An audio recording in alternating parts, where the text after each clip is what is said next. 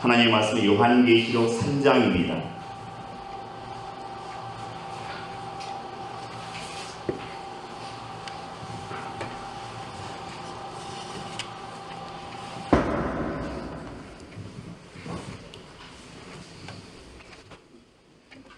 요한계시록 3장 1절에서 6절까지 말씀 보겠습니다.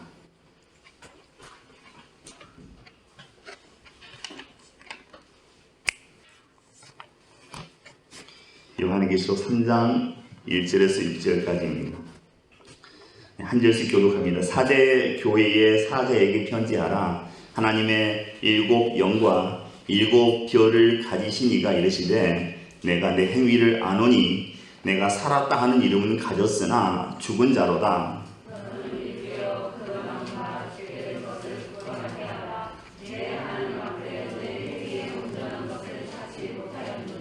그러므로 내가 어떻게 받았으며 어떻게 들었는지 생각하고 지켜 회개하라. 만일 일깨지 아니하면 내가 도둑같이 이르리니 어느 때에 내게 이르는지 내가 알지 못하리라.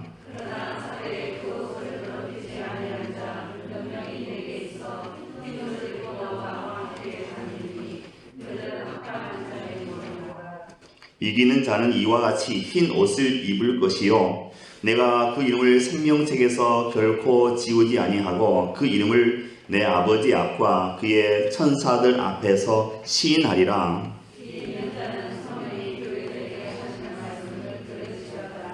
아멘. 영국 런던에서 있었던 일입니다. 5살짜리 어린 소녀가 잘못해서 넘어지는 바람에 손목이 부러졌습니다. 이 아이가 엄마에게 손목을 내보이면서 이렇게 얘기합니다. 엄마, 내 손목이 이상해. 구부러졌어. 이렇게 얘기했습니다. 그런데 정말 이상한 것은 이렇게 말하고 있는 아이가 울고 있지 않았다는 것입니다. 혹시 뼈 부러져 본 적 있으신지 모르겠습니다. 그냥 아픈 게 아닙니다. 죽을 만큼 아픕니다. 뼈가 부러지면. 그런데 이 어린아이가 손목이 부러졌는데도 울지 않았습니다. 참으로 이상한 일이었습니다. 그래서 부모는 대견하다고 생각했습니다. 그리고 그냥 지나갔습니다. 7살이 되었을 때에 소녀의 부모는 이 딸아이가 절뚝거리는 것을 보고 병원에 데려갔습니다. 확인해 봤더니 넓적 다리 뼈에 금이 가 있었습니다. 그런데 이번에도 여전히 이 소녀는 아픔을 느끼지 못했습니다. 부모는 좀 이상하다고 생각했지만 그냥 지났었습니다. 그 후로도 이 소녀에게는 사소한 상처가 자주 나타났습니다. 소녀는 그런 상처를 볼 때마다 이렇게 말했습니다. 엄마, 이상해. 언제 이렇게 됐지? 이렇게 얘기했습니다. 그제서야 부모가 딸이 정상이 아니라는 것을 깨닫게 되었습니다. 그래서 큰 병원을 찾아서 전문적인 진찰을 받게 되었습니다. 의사 선생님은 이 소녀의 증상이 신경 조직의 잘못으로 통증을 느끼지 못하는 무서운 병이라고 했습니다.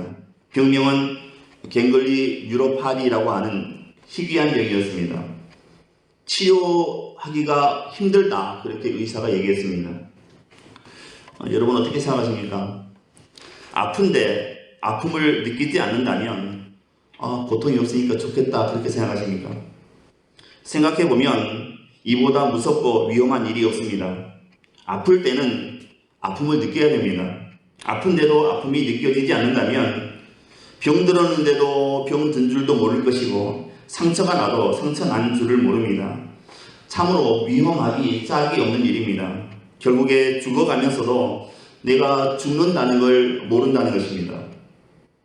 영적으로도 마찬가지입니다. 현대 그리스도인의 가장 큰 문제가 여기에 있습니다. 우리에게 어떤 영적인 문제가 있는데 그 영적인 아픔에 대해서 우리는 전혀 통증을 느끼지 못한다는 것입니다.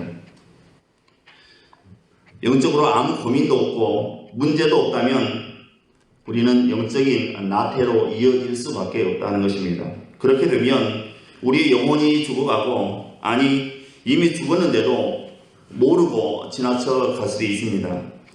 우리가 영적으로 아픔을 느껴야 주님을 바라볼 텐데 아픔을 느끼지 못하니 이 얼마나 위험한 일입니까? 얼마나 답답한 일입니까?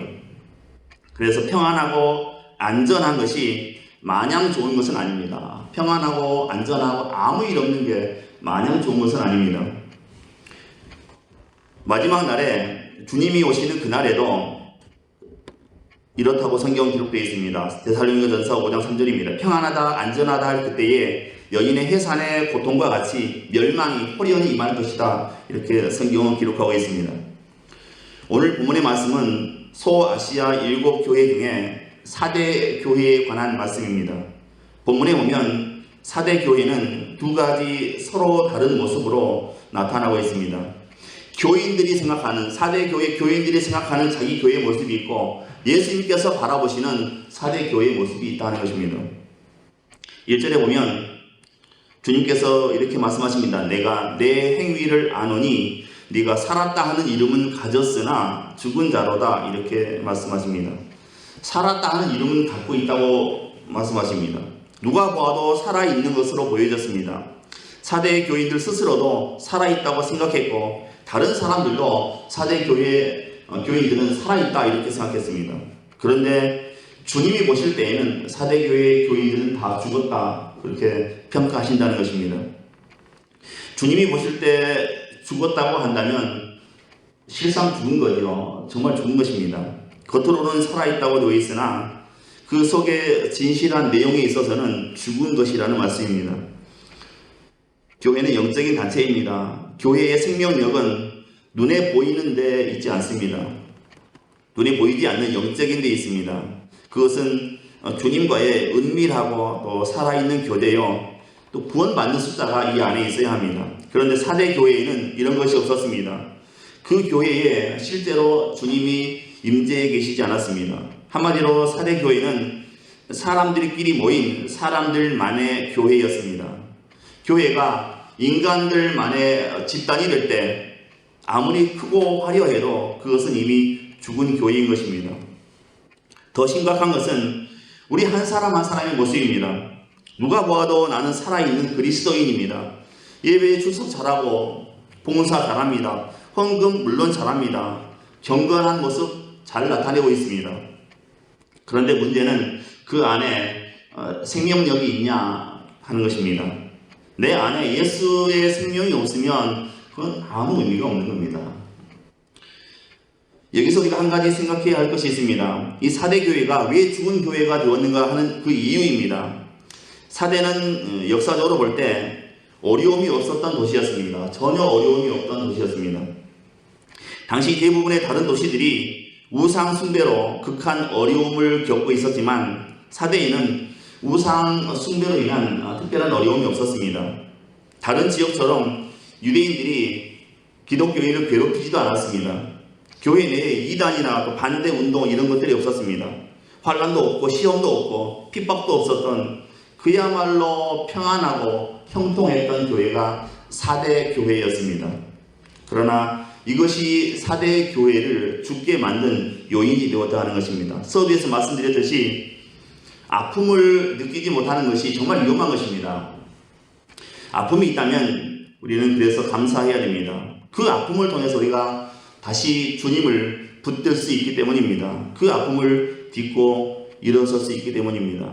그 아픔 때문에 주님을 더 의지하고 더 기도하고 더 사랑을 나타내며 살아가게 되는 것이지요.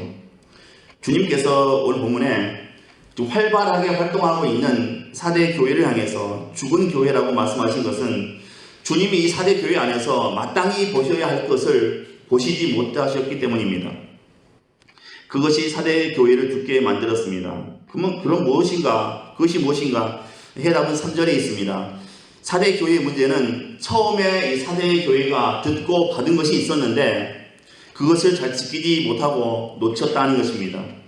주님은 이것을 지적하시면서 이것을 회개하라고 말씀하셨습니다. 그것이 무엇인가 하니 복음입니다. 복음.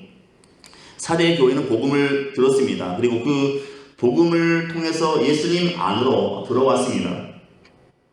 그런데 막상 그 후에는 들은 대로의 복음, 받은 대로의 복음을 잊어버리고 말았습니다. 주님은 지금 그것을 문제 삼고 계시다는 것입니다.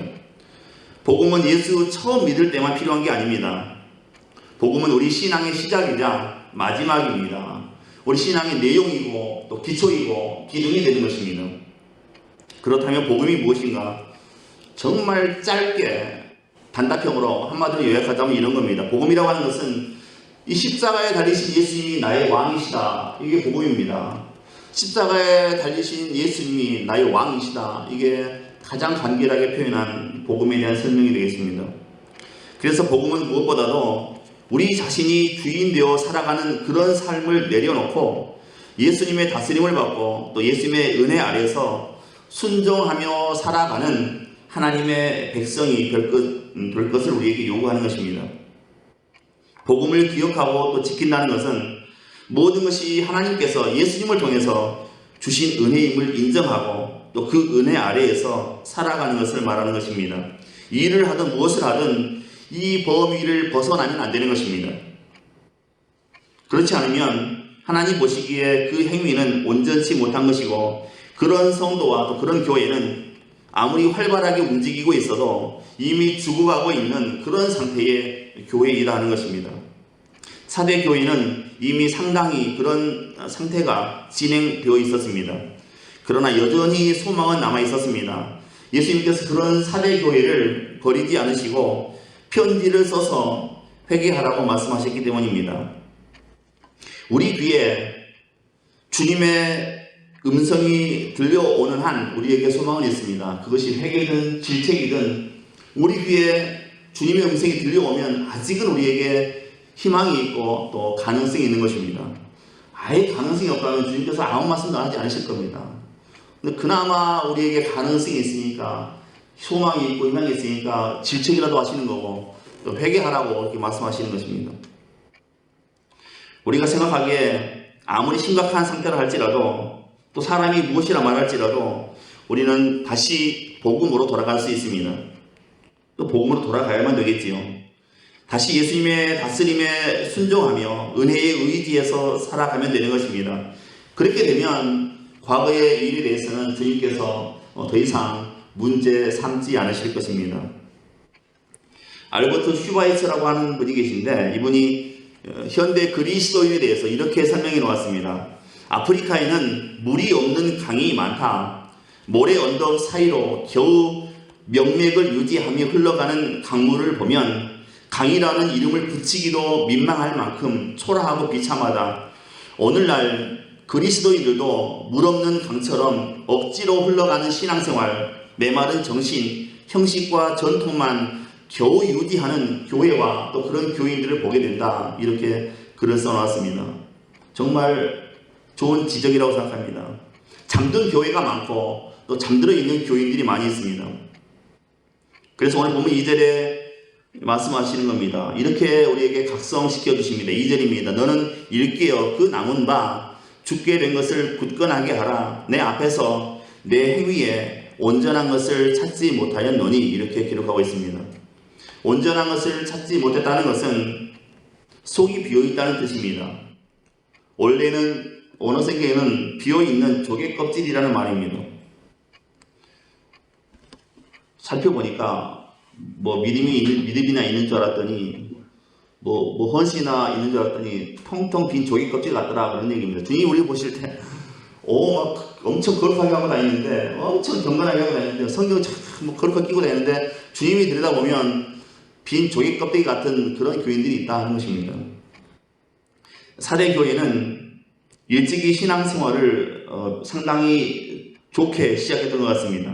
그래서 주님은 3절에 이렇게 말씀하십니다. 그러므로 내가 어떻게 받았으며 어떻게 들었는지 생각하고 지켜 회개하라 이렇게 말씀하십니다. 사대 교회가 처음에 신앙생활 할 때에는 성령 충만 받고 정말 뜨겁게 불타는 그런 모습으로 시작을 했습니다. 복음을 감격스럽게 받아들였습니다. 그런데 그처럼 좋았던 영성이 지금은 다 식어져 버렸고 사라졌다 하는 것입니다. 이것이 사대 교회의 현재의 모습이다 하는 것입니다. 식사하시고 한참 그분이 찾아오실 시간인데 잠시 쉬어가겠습니다. 흥부와 놀부에서 놀부가 주인공인가요? 놀부가 죽어서 천당과 지옥의 갈림길에 섰습니다. 그 가서 보니까 막 이 갈림길에 시계가 온통 사방에 막 걸리는 겁니다. 그 시계에 다 이름들이 써 있습니다. 누구 거. 그래서 물었습니다. 놀부가 저승사자에게 물었습니다. 여기는 왜 이렇게 시계가 많아요? 물었습니다. 저승사자가 대답합니다.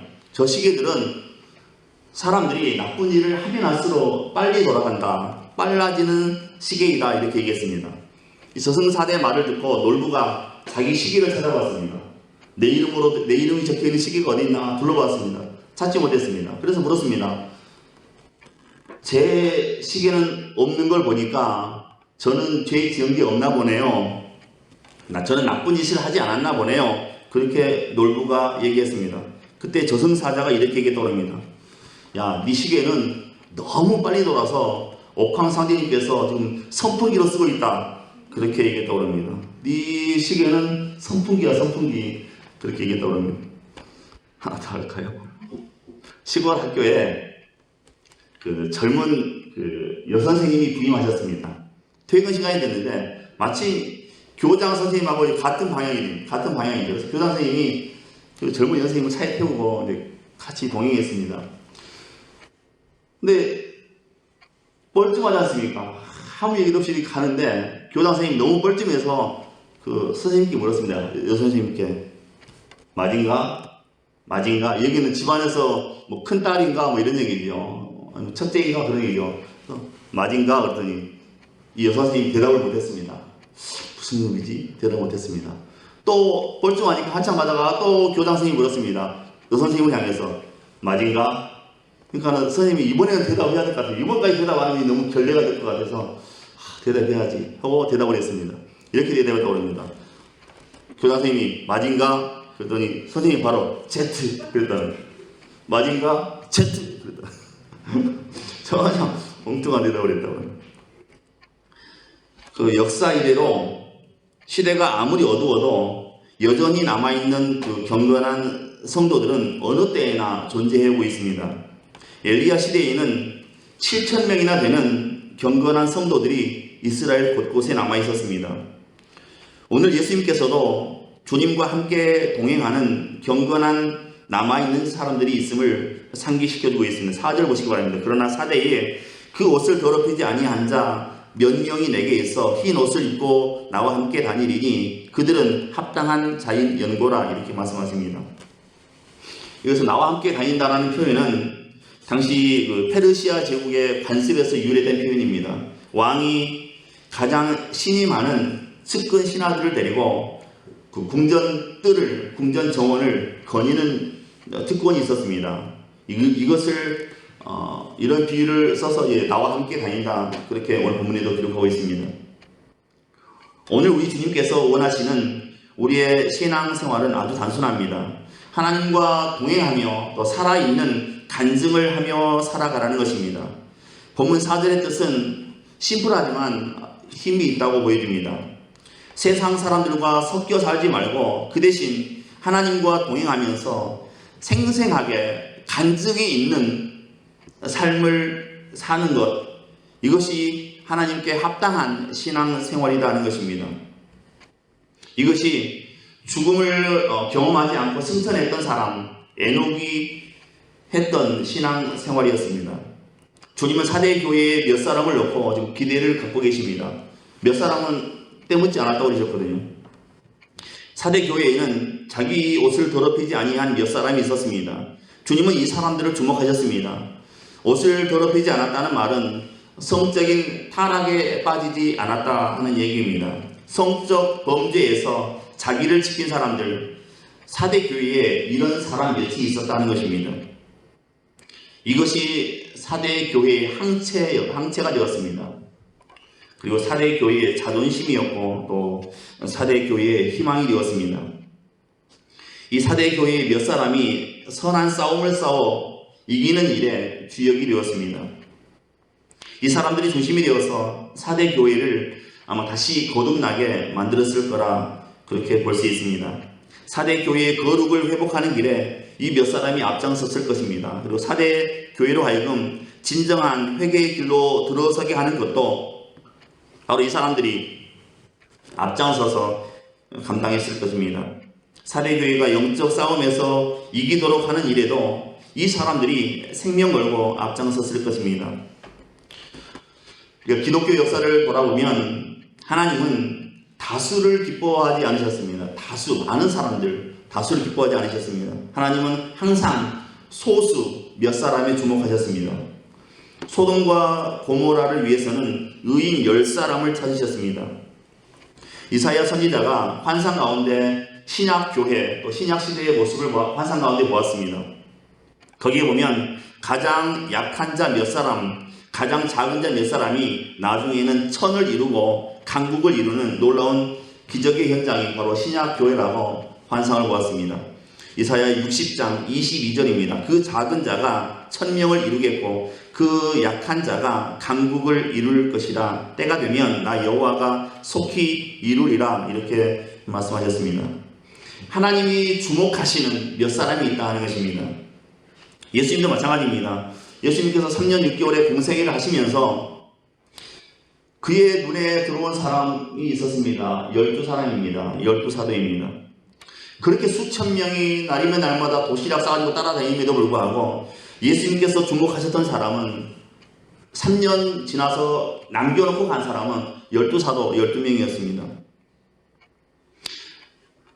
예수님의 손에 다듬어진 이 몇 사람이 예수님께는 소망이요 또 희망이요 예수님께서 모든 것을 걸만한 가치 있는 존재들이 되었다 하는 것입니다. 벤스 헤브노라고 하는 사람이 있는데 이 사람이 교회의 영적 사역이 있는데 그 교회의 영적 사역은 4단계로 진행된다 이렇게 얘기했습니다.